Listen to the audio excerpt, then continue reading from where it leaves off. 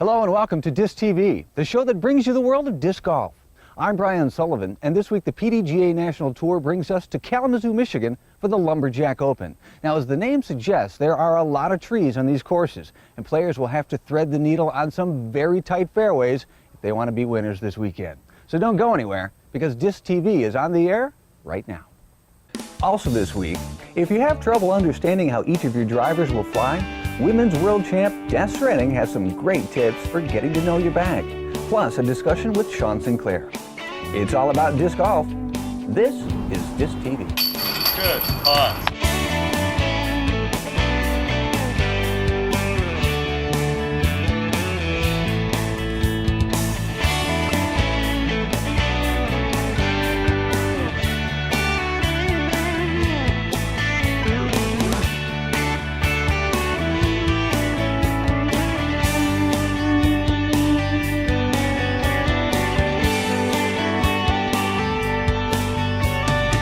Disctv is brought to you in part by the Professional Disc Golf Association, guiding disc golf into the future. Maceman Disc Golf Gear, expect the best. And by DiscLife.com, the world leader in disc golf. Welcome to Disctv's coverage of the 2002 Lumberjack Open here in Kalamazoo, Michigan. I'm Brian Sullivan with Tournament Director Larry Labonte. Larry, it's always great to see you. Thanks, Brian. So, first of all, give us a little history behind this event. Well, this event started, it's about 10 years ago. It started as a fundraiser event to try and pay for baskets to install Cold Brick Park, the first course here in Kalamazoo. And it's come a long way since. It's now a major event on the PDGA National Tour. It's now a Super Tour. It's gone from a C tier, B tier, and now to a Super Tour. We're using two of the Kalamazoo courses this weekend. Tell me about them and what kind of game are the players going to need if they want to win? Well, Cold Brick here is more of a finesse, not a long course, but a more touch accuracy course. A lot of trees involved, a lot of patience in case you get a bad tree hit. Oshima is a longer course, but it still requires accuracy because it's pretty wooded too, and you get off the fairway, you can get a lot of trouble. I know registration has been busy, so tell us who's here and who have you got your eye on to possibly be winning this weekend? Well, right now we've got a few open players. Ron Russell, I shot with him the other night, shot like a 9 down on Cold Brick, just on the regular 18, tore it up, and he looks good. Winnie Cruz here with a couple of local guys. Women, Juliana Corver's here, and she's the 2-time defending champ, and we've got the new world champ Des Redding here. A full field indeed. Larry Labonte, thank you. We'll talk to you again real soon. In the meantime, let's get you right out to the action. The format this weekend includes 3 rounds of disc golf, followed by a final 9 holes for the top 4 players. Rounds 1 and 2 will be 18 holes each at the long and tough Oshima course, a place where you want to stay on the narrow fairway at all costs, that is if you want to stay bogey-free. Otherwise, the shul can get pretty rough out here. Round 1 is from the long tees, where the course record is 49, or 5 under par. Round 2 is from the shorts, when it will become a little more critical to bag those deuce opportunities. On Sunday morning, it's round 3, which is 24 holes at the shorter and heavily wooded Cold Brick course, where there will be plenty of opportunities for deuces. Women's division, where world champ Des Redding was on fire in the first round, carding an amazing 2 over par 56 in round 1 from the long tees. That is some precision disc golf. Round 2, however, she could only manage to better that score by 1 from the shorts. The trees got her at Cold Brick, Redding at 11 over. Leslie Herndon has faced these courses before, and she knew what to expect. She played it cool in the first round, trying to escape the tough layout with as little damage as possible, then came back with a tasty 56 in round 2. Herndon would make her move in the final round of regulation, 2 under. She is 9 up for the tournament.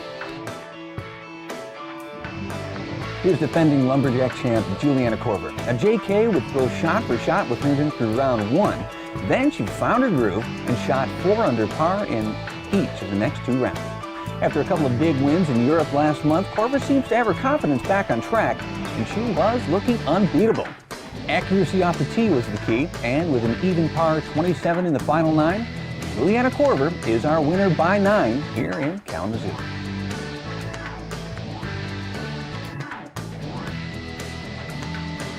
To the Open Division, and look at the zen-like concentration on the face of David Feldberg. This is Feldberg's home turf, and he can throw most of these holes in his sleep, so putting would be critical if he wanted to pick up another National Tour win. He came out big with a 4 under par first round, 9 under for rounds 2 and 3. This is Indiana's Pat Vitale, the not-so-big guy with a big arm.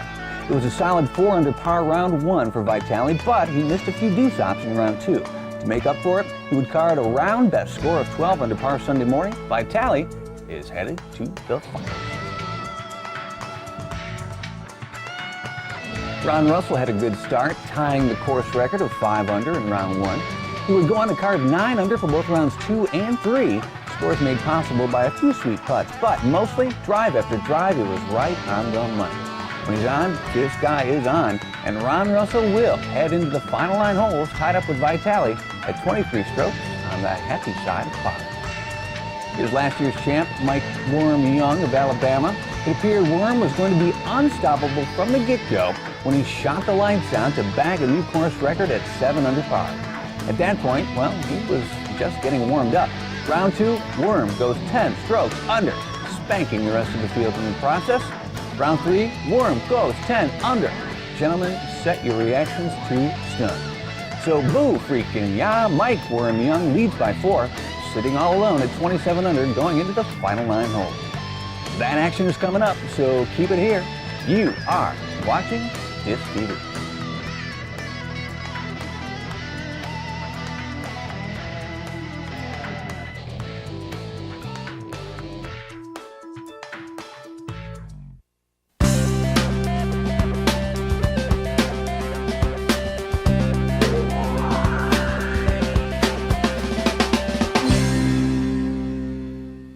The competition gets tougher each year out on the PDGA National Tour. If you want to be a winner, you got to have a complete game. Drives, approaches, and putts have all got to be there. Today we're lucky enough to have one of the guys who is doing that this year. He's Sean Sinclair. Sean, great to see you. Thank you. So it's been a big year for you. You have got some major wins, including the Mid-America, Great Lakes Open, that was huge, and a couple of European wins as well. Yeah, it's been the best year I've had, bar none, playing disc golf at all, and while touring. Started out really good, had a little slump in the beginning, and then just have pretty much been steady all year with quite a few good wins. Take us back to the beginnings when you first got involved in the sport.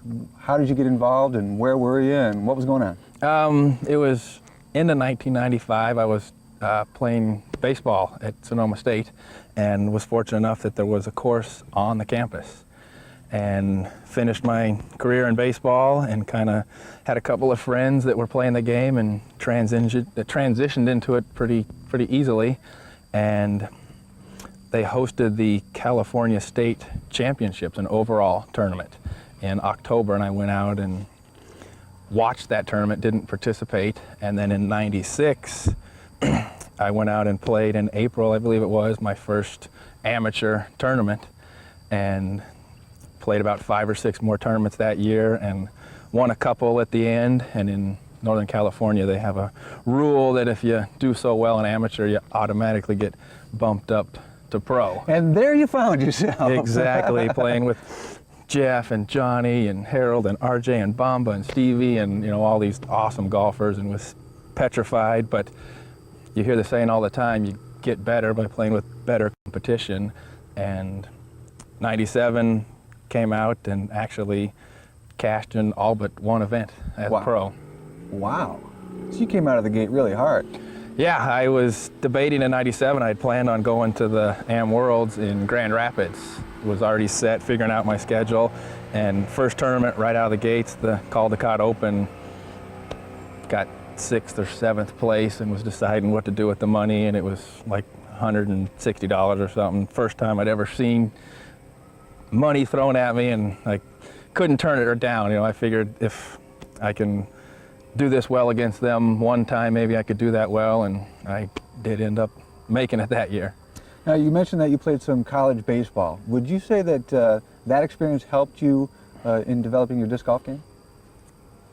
Unbelievable amount. I was a college pitcher, and pitching is timing, timing, timing. The hip movement that transfers up to your shoulders and finally to your arm. And it's the same with hitting.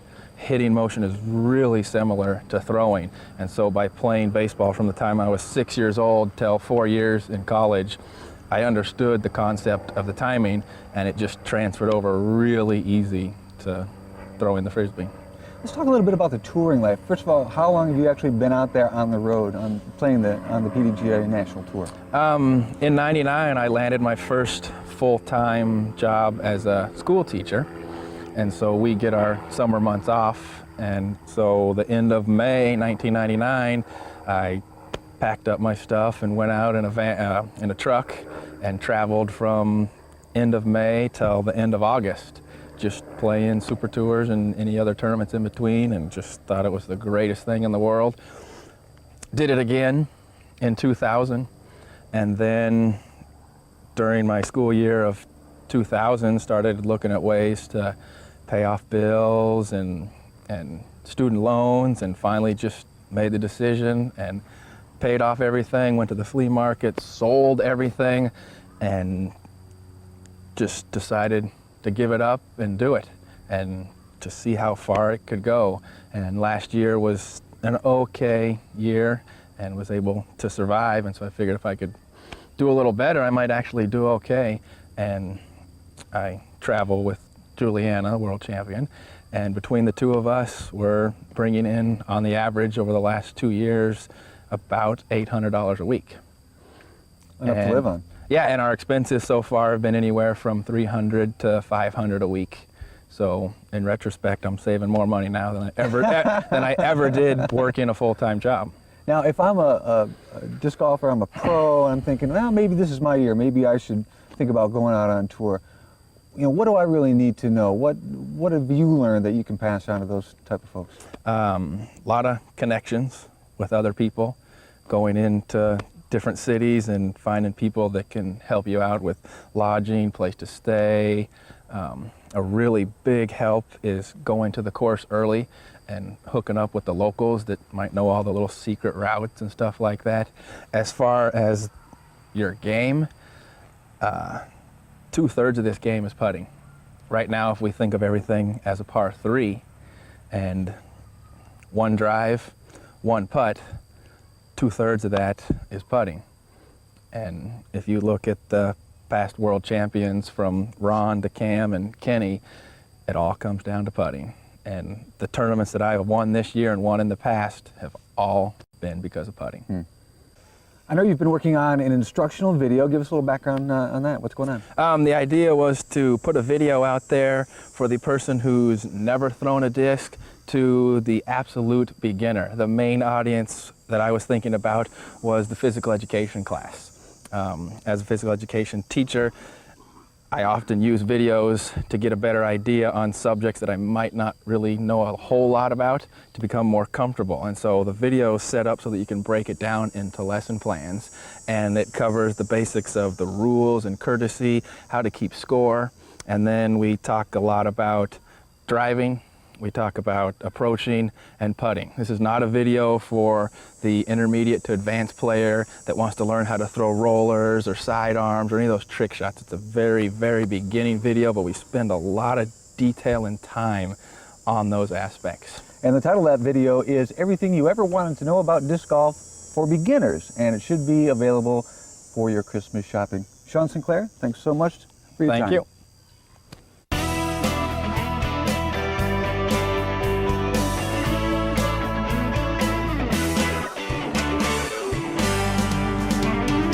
So when we ask a top pro to give us mere humans a few tips on improving our disc golf games. This week we're very pleased to have with us women's world champion Des Redding. Des, thanks for being here. Thank you, Brian. So what are we going to talk about? Today we're going to talk about knowing your bag and the importance of it.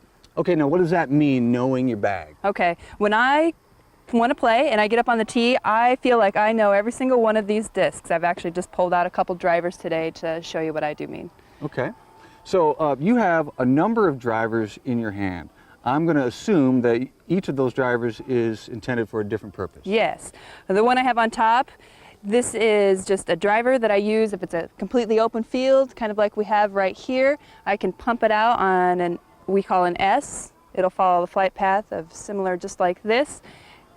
Good for situations where there's total forgiveness. You can just air it out. Okay. Next would be another disc that I have. It's a long range driver. I like to throw this one though. It comes out of my hand. It'll come out on a hyzer. hyzers fall to the left, it will automatically flip up because it's a little understable, meaning that it goes left to right. It will continue that flight path until it normally fades because I'm a right-hander to the left. Nice long-range driver. And a situation where you might use that would be what? A tighter ollie. If I need to feed a certain tube down a path, Okay. I can use that. All right. This one, it's almost like a mid-range driver for me. I cannot get it to go over 300. It's great for 300 shots, 300, 325. You're speaking feet. Feet, yes, 300, As opposed 325. to yards, exactly, which would be make a long big way. difference. Yeah, okay. Next would be a high hyzer. If I need to go up and over trees, if I was to try to shoot up and over these trees that we see in the background, this would be a one that I would use. It would give me a high swing arc and then crash down. So that's a very overstable It is disc. a very overstable disc. And the next is just the opposite, which would be a understable disc. This one does not come out of the factory as an understable disc. It is an older disc that I have yielded and kept onto, and it works well for my game. And what I do with it, I'll throw it just like this. It'll come out of your hand, and it should hold that flight path until it carries. I do have sometimes a nice little forgiving fade. Okay, let me ask you this. I'm a new player and I've decided, okay, I want to have a full bag like I see these tournament players with. So I go to my local retailer and I say, you know, set me up with all the discs that Des just talked about. How do I learn them? What is your technique? How do you learn a disc? Okay, what I did and still do if I am getting a disc, this one I'm decided I'm going to put it in my bag. I will not put it in my bag to throw in like a tournament situation until I feel like I know what its flight characteristics are. And how I do that, I will go out to play a casual round. I will play solely with this driver. I don't even worry about anything else in my bag. I might take an approach disc or a putter just to kind of continue flow on the 18 holes, and I will throw this on every shot. And I do that just because if I got a hyzer hole, it works great. Can on an anhyzer hole, okay, this disc is not an anhyzer disc for me. It'll allow me to know what the perimeters are, the boundaries of the disc. So I've got a brand new disc. How many times would you say I have to throw that in order to really learn it? For me, I will go out, right now I'm playing almost every weekend, and I spend maybe Monday, Tuesday, Wednesday with new discs, trying to break them into my bag just so I have backups. It'll take me, about 2 weeks to a month to actually get to know a real disc and to really feel comfortable with it. So you're talking maybe hundreds and hundreds of throws. Yes, hundreds and hundreds of throws. That's how you get better. It really does take that much effort to get to the level that you have reached. That's what I put into it. Wow. Okay, so if I have a disc that is very understable, it's the only one I have, and yank up, there it goes off into the water. Can I, without having to go purchase another disc, can I make something already in my bag get to the level of stability that my old disc was at? I believe so. This disc, my long-range anhyzer, sad to say I really have just this one right now, and I am in the process of working other discs in. I work them in by just playing with them more, maybe throwing them on a little more shots. If they take a nick, I'm like, oh, that's not too bad, because they've lost their stability as a hyzer disc for me. So now they're just in turn and flex, and I work on things periodically just to keep your bag fresh. Always have doubles if you think you're going to play. I think that is probably the hot tip of the day. If you've got a favorite disc, always have two of them. Des, thanks so much for your time. No problem. Thank you, Brian. You know, Larry, this course is really getting a reputation. I was out west and asked somebody to describe their course to me, and they said, it's a lot like Coldbrook. Have you been there? Yeah. You meet with all the trees. Exactly. It's time to take a closer look at one of the holes that the pros are going to be shooting this weekend. We're at Coldbrook Park in Kalamazoo, Michigan. We're on hole 17 with tournament director Larry Laban. Now, Larry, would you say that this is a typical Coldbrook hole? Yeah, it's pretty typical with kind of a narrow fairway requiring an accurate shot to get to the pin. And just a couple of trees out there. Just a couple of trees, yeah. Okay, where's the basket? It's just at the, you can see it's up there to the right, up on the hill, and just tucked a little bit off to the side. And other than threading this needle, is there anything else about the hole we need to think about? Well, probably keep your shot a little low. If you hit a tree, that way you don't kick as far off the fairway. All right, let's throw this bad boy. So what are you throwing here, Larry? I use kind of a short approach disc, something that flies pretty straight for me with just a little, I can turn it over just slightly at the end. Okay, show me the way.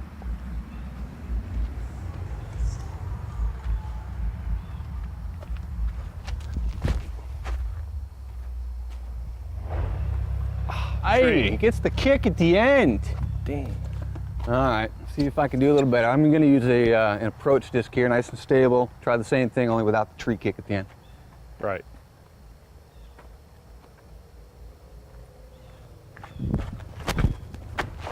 Get through. Tree kick at the beginning. Oh, I don't think so. lucky.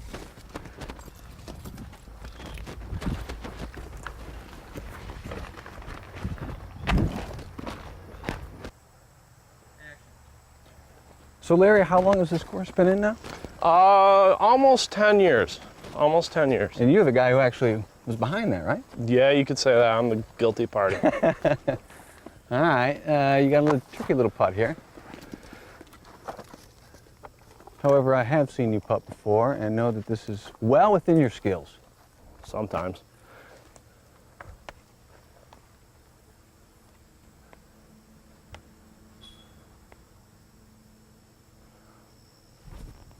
Not today.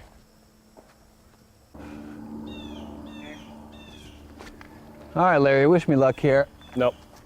No, Nope. I can't remember the last time I got a deuce on this segment of the show, but this is the week right here. I just don't want you beating me on a hole.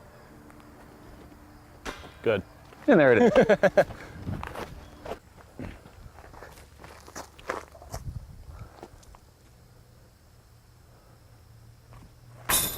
Nice hit. Larry, I'm sorry we didn't deuce it, but a cool hole nonetheless. Yeah, well, I don't always deuce it anyways. Thanks for showing us around. No problem. Now, if people want more information about disc golf in Kalamazoo, where can they go? Probably the best place to go is on the PDJ website and check out the course directory. There are an absolute ton of great courses in Michigan. This is one of them. It's Colebrook Park in Kalamazoo. Come check it out.